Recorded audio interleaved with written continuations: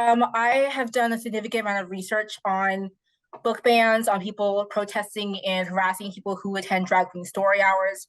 I want to highlight that this is, in essence, a vocal minority. This is not most Americans. This is not the average American. And I think that the amount of screen time they get, amount of media coverage,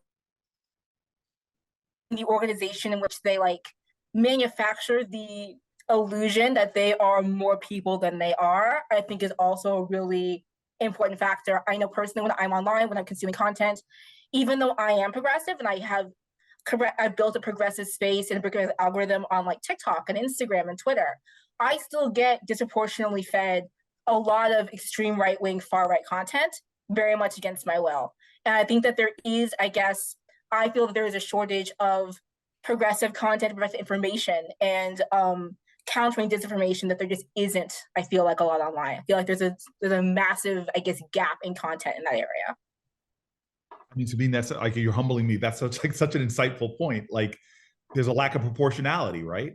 In a lot of the media we're fed. And one of the data points, so whenever I go into a hearing, I get a big thick book like this, to prepare for the hearing. And my staff works for hours on it. And if it's a tough day where you have 20 hearings, you may not read everything.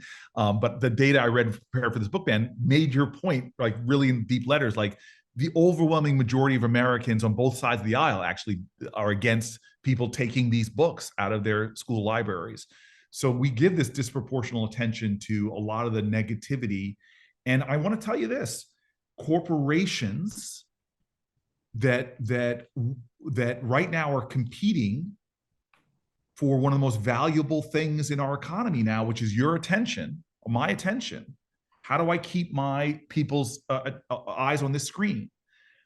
They know the kind of things that drive viewership, which is often appealing to these narrow margins, but spark outrage or negative reactions. And I don't know if you guys know the commentator on CNN named Van Jones.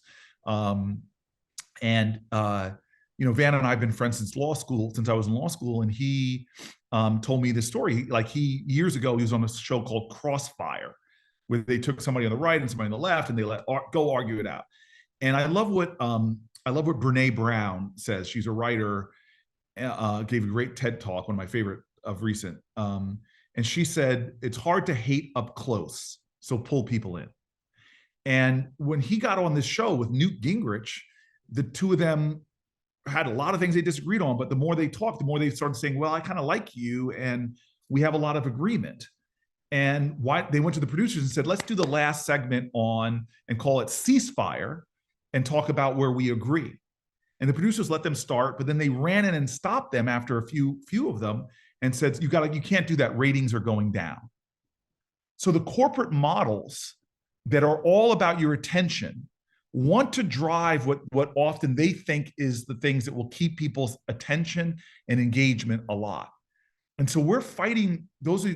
Sabine, your truth telling and your nuanced understanding is that kind of a voice is so important, and it may reflect what many of us are yearning for. But these systems that are chasing after corporate profits, they're often going to take the cheap way, which is to tell us how much we should hate each other, tell us how much we should be outraged by each other, but don't represent where the majority of us necessarily stand.